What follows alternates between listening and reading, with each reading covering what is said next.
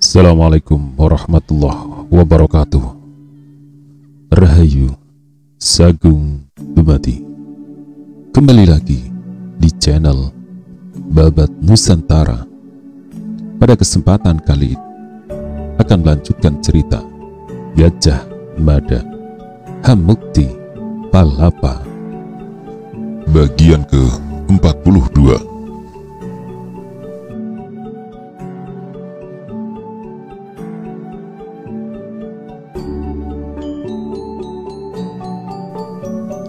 Dengan tempat persembunyian di titik ketinggian, bisa dilihat dengan jelas bagaimana pergerakan pasukan yang dihimpun di alun-alun.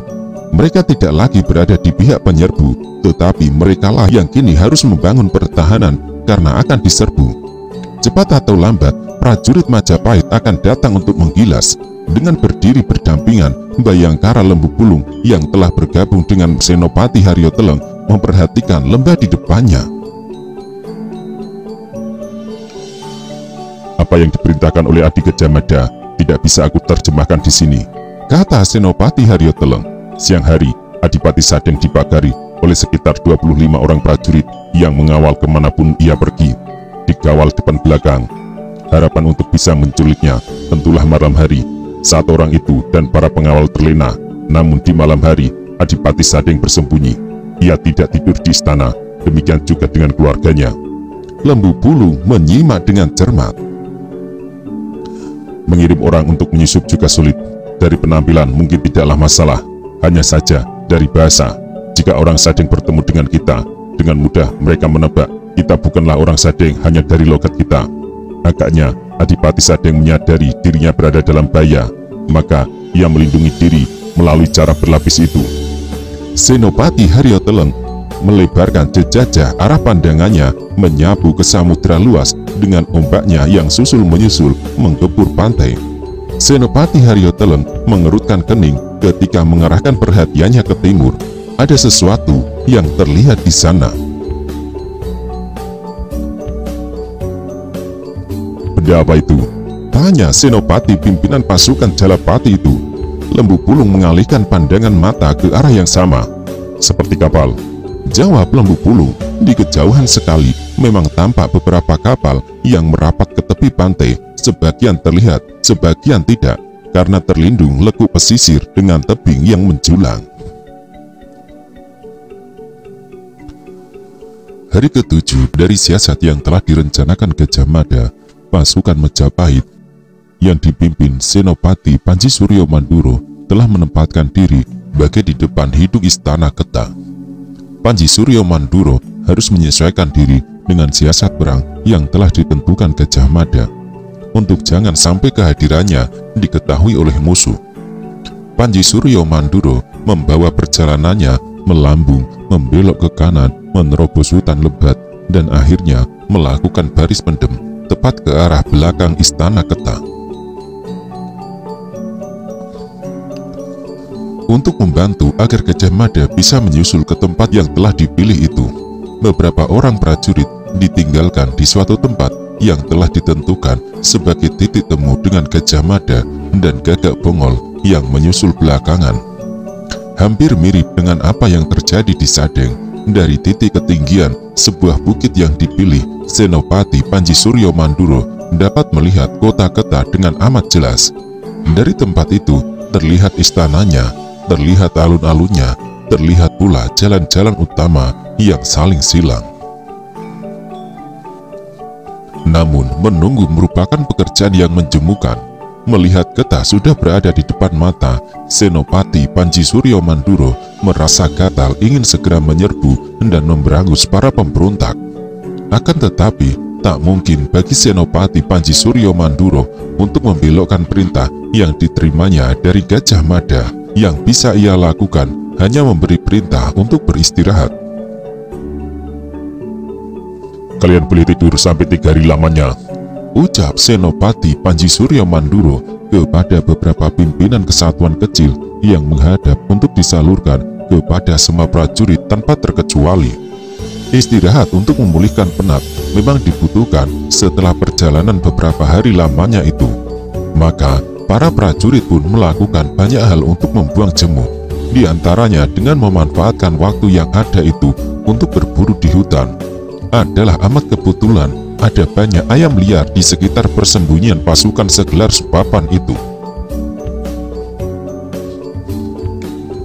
Senopati Suryo Manduro yang telah mengamati kota Keta bisa melihat dengan mata telanjang kegiatan persiapan perang yang berlangsung. Kota itu tampak lengang karena Mapanji Keta telah menggilas orang-orang yang tidak setuju perang tanpa ampun. Namun alun-alun dipenuhi ribuan prajurit yang siap digerakkan untuk menghadang serbuan. Dari tempatnya pula, Senopati Panji Suryo Manduro bisa menikmati pemandangan laut yang demikian luas di sebelah utara yang berimpi dengan langit dihubungkan oleh garis cakrawala yang memanjang dari barat ke timur. Senopati Panji Suryo Manduro terlonjak, hidungnya membaui sesuatu. "Perbuatan siapa ini?" teriak Panji Suryo Manduro. "Padamkan api itu. Orang-orang Keta akan tahu ada kegiatan di sini dengan melihat asap kalian." Api itu memang sudah tak dibutuhkan lagi dan tak masalah jika ada perintah untuk memadamkan. Dengan senyum khasnya, Lembu Pedang mendekati Senopati Panji Suryo Manduro yang sedang melotot. Meski masih terlihat garang, raut wajah Panji Suryo Manduro berubah melihat apa yang dibawa Lembu Pedang dan diserahkan kepadanya. Seekor ayam hutan yang telah matang, dibakar, dan utuh. "Kau bumbui apa?" tanya Panji Suryo Manduro. "Hanya bumbu sekedarnya, garam, bawang, dan merica." Cerobohnya Senopati Panji Suryo Manduro, ia memanfaatkan perbuatan anak buahnya yang telah lancang membuat perapian karena di depannya telah tersaji seekor ayam hutan yang telah matang, yang lumayan untuk dinikmati setelah berhari-hari tidak berselera. Padahal di mata orang Keta, munculnya asap dari perbukitan jauh di arah selatan dengan segera memunculkan pertanyaan. Adipati Mapanji Keta yang memperoleh laporan ikut mengawasi dari mana asap terlihat membumbung. Ada asap menjadi pertanda di tempat itu ada orang. "Kakang Rogasiwi," ucap Mapanji Keta meminta perhatian. Rogasiwi mendekat. "Bagaimana Mapanji?" Adipati Mapanji Keta tidak menoleh, pandangan matanya masih tetap mengarah ke tempat asap membumbung di punggung bukit. "Segera kirim orang untuk mendekati tempat itu dan mengintip ada apa di sana. Bisa jadi prajurit Majapahit tengah bersembunyi di tempat itu," kata Mapanji Keta. "Baik," jawab Patih Panji Hyang Rogasiwi. Apa yang diduga Mapanji Keta dibenarkan oleh Kyai Wirota Wirogati yang tidak pernah keluar dari dalam biliknya. Meski Kyai Wirota Wirogati tidak bergerak sejengkal pun dari kamar yang amat pribadi itu, bukan berarti Kyai Wirota Wirogati tidak melakukan apa-apa. Menggunakan kemampuan yang tidak kasat mata yang bersumber dari olah batin dari wilayah bawah sadarnya, Kyai Wirota Wirogati justru membentengi istana Keta dengan caranya sendiri. Kabut tebal yang diundang menggunakan bait-bait mantra membungkus istana Keta dengan tebalnya, menyebabkan Pradabasu yang terus berusaha mencari celah nyaris putus asa karena tidak menemukan cara yang dibutuhkan untuk bisa menyelinap. Padahal kabut itu tak sekedar membungkus, Pradabasu tahu siapapun yang memaksa menyelinap akan ketahuan. Ibarat Kyai Wirota Wirogati sedang tidur, maka jika ada orang yang tidak diundang berani masuk akan membangunkannya. Hanya lemparan batu sekepalan tangan ke arah istana itu pasti ketahuan.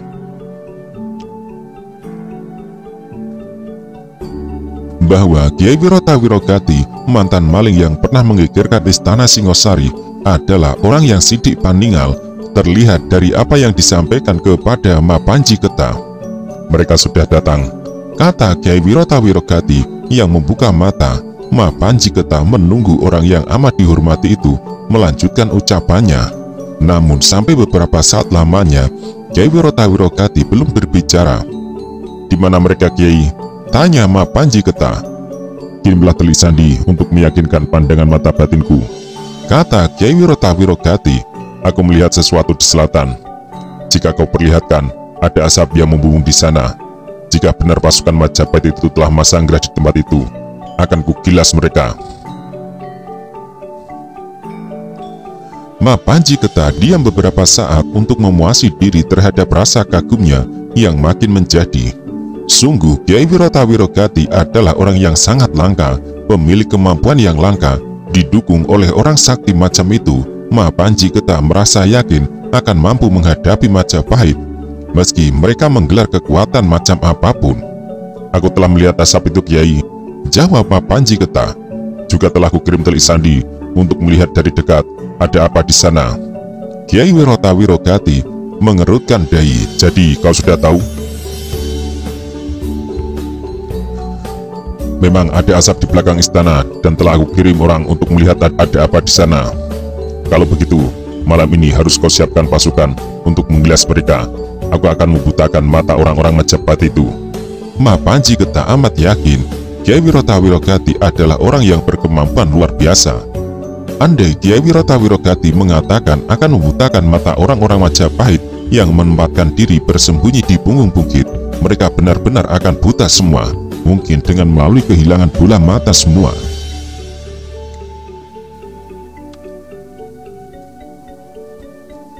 Malam yang kemudian datang adalah malam yang dijanjikan oleh Kyai Wirotawirogati yang akhirnya keluar dari bilik pribadinya. Meski buta matanya, Kyai Wirotawirogati masih sering memerlukan bepergian yang ada kalanya harus menempuh jarak yang jauh. Sebagaimana ia lakukan beberapa pekan sebelumnya, kemana-mana biasanya Kyai Wirotawirogati dikawal oleh 4 orang kepercayaannya. Mereka adalah Udan Tahun, Panji Hamuk, Lanjar Manuhara, dan Primoro. Namun, 4 orang berhati kejam itu sedang tidak berada di Keta karena harus menjalankan tugas ikut berburu Songsong Kyai Udan Riwis dan Cina Gringsing Lobeng Loeh Laka yang telah jengkar dari gedung pusaka Istana Majapahit.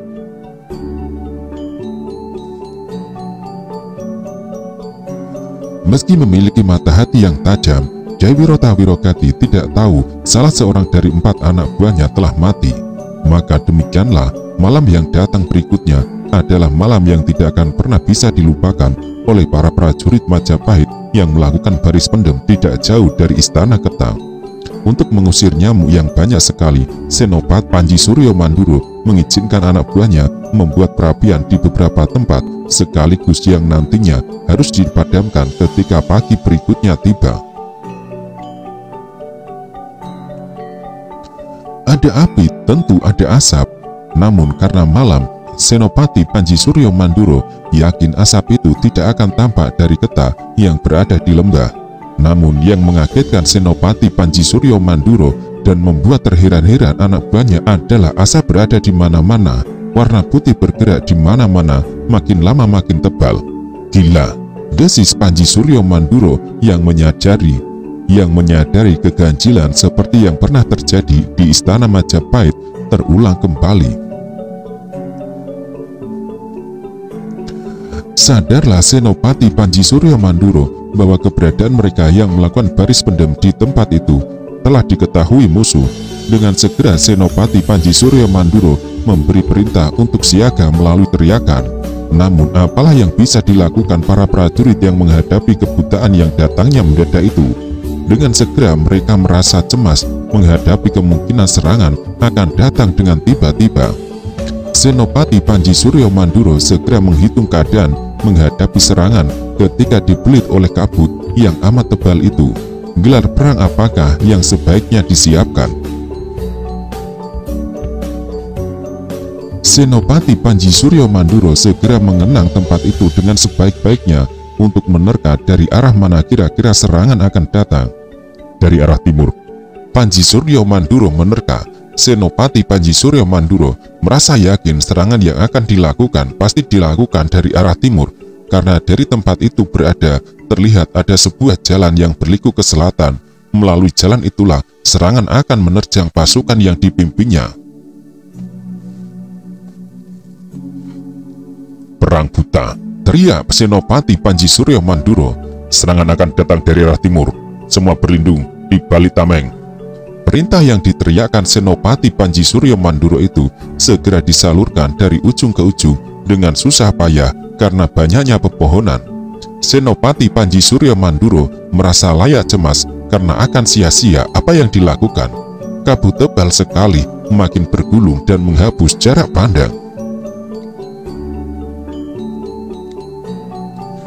Sebenarnya lah Kiai Wirotawirogati berada di belakang kejadian aneh itu. Mantan maling itu telah membangunkan ilmu hitamnya untuk sebuah keperluan yang tak lazim. Jika dulu kabut tebal itu dihadirkan agar bisa dengan leluasa menyelinap rumah yang akan dikurasnya, kini dorongan nafsu untuk membangun keta memisahkan diri Majapahit.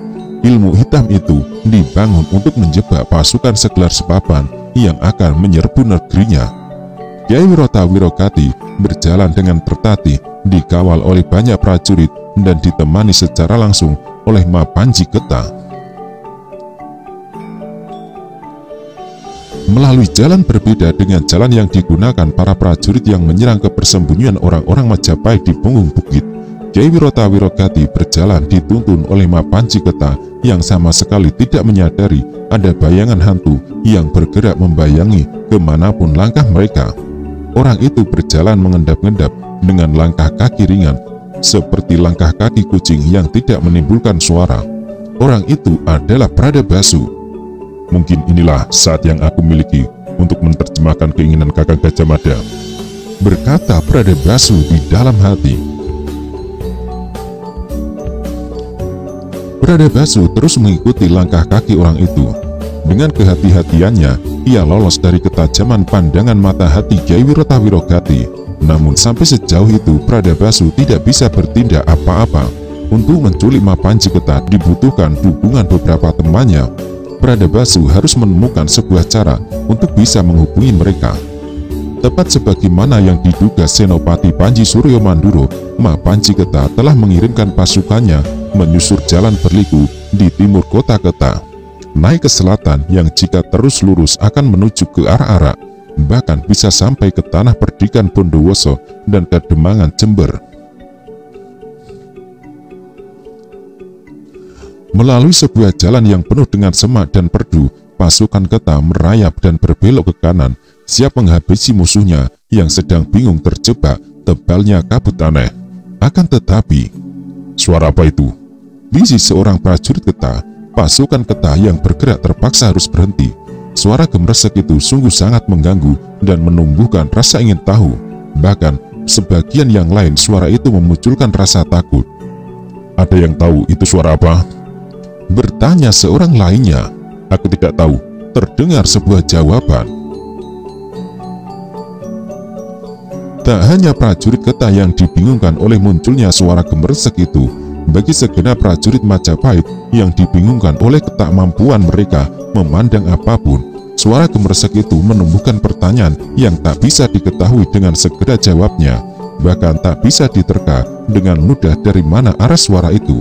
Bahkan Kiai Wirotawirogati tak kalah terkejut. Kiai Wirotawirogati telah menempatkan diri pada jarak cukup dekat dengan persembunyian pasukan musuh dengan tetap duduk di atas kuda dan berada dalam pengawalan ketat beberapa prajurit, termasuk Ma Panji Keta dan patihnya. Benar-benar merasa menghadapi keadaan yang mengubah rencana. Sial, desis Kiai Wirotawirogati. Ma Panji Keta membawa kudanya mendekat dan menempatkan diri di sebelah Kiai Wirotawirogati. Ada apa Kiai? Tanya Ma Panji Keta. Kiai Wirotawirogati tidak segera menjawab, namun dengan ketajaman telinganya ditambah ketajaman mata hatinya, Kiai Wirotawirogati memperhatikan suara yang mengadu malam dan bahkan berkemampuan menghisap kabut tebal yang ia hadirkan. Orang itu datang ke sini. Desis Kiai Wirotawirogati. Ma Panji Keta merasa cemas. Siapa Kiai? Tanya Ma Panji Keta. Kiai Wirotawirogati tak segera menjawab pertanyaan itu. Sebenarnya lah, tengah terjadi sebuah peristiwa yang luar biasa yang seolah menjadi jawaban dan mengimbangi apa yang dilakukan Kiai Wirotawirogati yang menghadirkan kabut demikian tebal dan membutakan penglihatan. Jika Kiai Wirotawirogati mampu mengundang datangnya kabut, rupanya ada orang lain yang punya kemampuan tak kalah aneh, mampu mengundang dan mengendalikan beliung. Beliung yang berputar itulah menimbulkan suara gemuruh sangat dahsyat yang lahir dari semula kecil saja, tetapi makin lama makin membesar dan membentuk. Jika beliung itu berputar melintas, semua benda yang berada di lintasannya akan terisap dan berputar dengan deras. Beliung yang oleh Kyai Wirotawirogati ditandai muncul di istana Majapahit ketika ia menggelar sirep dan kabut untuk membobol ruang pusaka. Angin lesus itu rupanya memanjakan orang yang menghadirkannya. Ia memanjakan diri berputar dan berputar dengan derasnya, menghisap debu-debu, memutar dan menjebol pohon, dan bergerak menghisap kabut yang membutakan pasukan segelar persepapan dari Majapahit yang melakukan baris pendem. Prajurit Ketah yang berhenti gerak langkahnya baru paham suara gemuruh itu berasal dari angin lesus karena melintas pada jarak yang amat dekat di depan mereka. Angin yang berputar dengan deras itu melibas apa saja, termasuk melibas kabut tebal yang membutakan mata dan membuangnya entah kemana. Prajurit Majapahit yang kebingungan dan merasa mendapat impitan tekanan mulai merasa lega. Jarak pandang yang hilang itu kembali sedikit demi sedikit.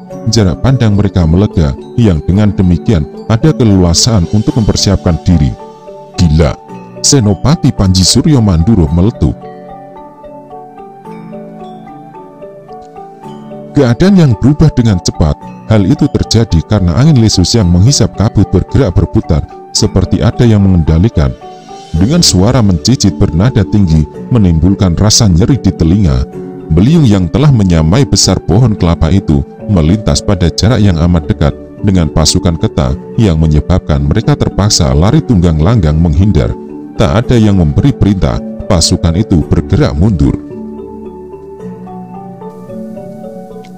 Adalah Kyai Wirotawirogati yang jengkel karena merasa ada pihak yang telah mengganggu. Setelah beberapa saat lamanya, orang yang diperkirakan akan muncul itu akhirnya menampakkan diri. Dari bayangan pohon lebat, muncul dua orang yang tanpa secuil pun keraguan datang mendekatinya. Dengan berdebar-debar Pradabasu yang terus mengamati apa yang dilakukan Kyai Wirotawirogati dan Mapanji Ketah, mengikuti perkembangan yang terjadi. Pradabasu memperoleh kesempatan untuk menempatkan diri pada jarak yang cukup dekat karena bayangan pohon yang lebat. Merayap bagikan seekor kadal, Pradabasu beringsut mendekat. Ada orang yang datang, Kyai, bisik Mapanji Ketah. Kyai Wirotawirogati berdebar-debar. Ia merasa harus bertemu dengan teman lama. Tetapi dengan keadaan yang berbeda, Mapanji Ketah memberi isyarat kepada anak buahnya untuk siaga mempersiapkan diri.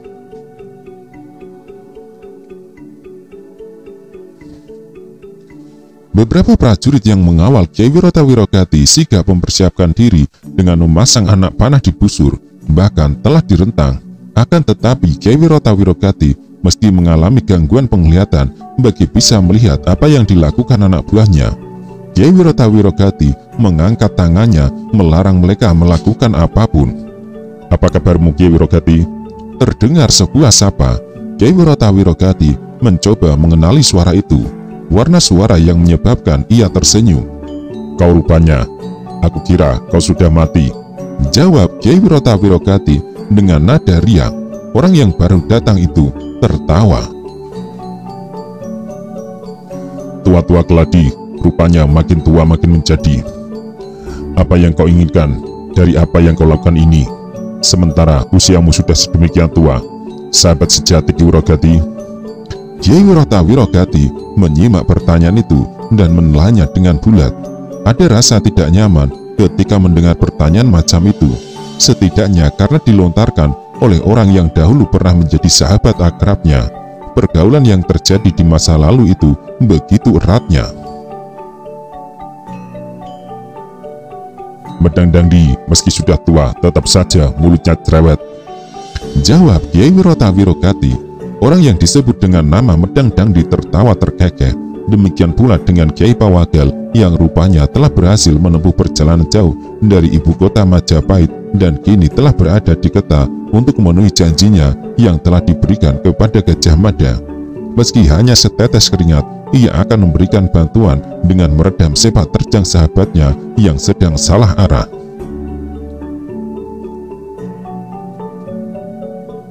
Adalah Mapanji Ketah yang terkejut ketika nama itu disebut. Kau pernah mendengar nama Medang Dangdi, Mapanji? Mapanji diam beberapa saat sebelum menjawab. Pernah, Kyai, jawab Mapanji Ketah. Dia yang berada di belakang kemunculan Lesus itu, ucap Kyai Wirotawirogati memberi penjelasan. Ia sahabat baikku ketika dulu kami berperang melawan Kediri. Namun entah sekarang apakah ia masih menganggap aku sebagai sahabat atau tidak. Yang seorang lagi, ia seorang pembual, namanya Maisa Pawagal, yang juga ikut berjuang bersama-sama denganku melawan prajurit gelang-gelang yang dipimpin oleh raja dan patihnya Jaya Katuang dan Maisa Mundarang. Mak Panji Geta bergegas meloncat turun dari kudanya ketika Kyai Wirotawirogati memberi isyarat minta dibantu turun dari kudanya. Para pengawal Kyai Wirotawirogati masih tetap berada dalam sikap waspada dengan tetap mengarahkan bidik senjatanya. Namun yang tidak diduga adalah apa yang diperintahkan Kyai Wirotawirogati. Tinggalkan aku sendiri. Mak Panji Geta terkejut. Jangan khawatirkan aku, kata Kyai Wirotawirogati. Mereka tidak akan berbuat curang, mencelakai aku. Tinggalkan aku, karena aku tidak ingin pembicaraanku dengan mereka ada yang mengganggu. Aku akan kangen-kangenan dengan mereka. Mak Panji Geta tidak memiliki pilihan lain kecuali harus menuruti perintah itu. Demikian pula dengan para pengawalnya segera balik arah untuk mengambil jarak. Kyai Mahisa Pawagal bergegas mendekati saat mendapati Kyai Wirotawirogati ternyata harus tertatih dalam berjalan. Kyai Medang Dangdi ikut menuntunnya untuk bersama-sama duduk di atas sebuah batu. Apa yang terjadi denganmu? Tanya Kyai Medang Dangdi. Apa yang mana? Balas Kyai Wirotawirogati.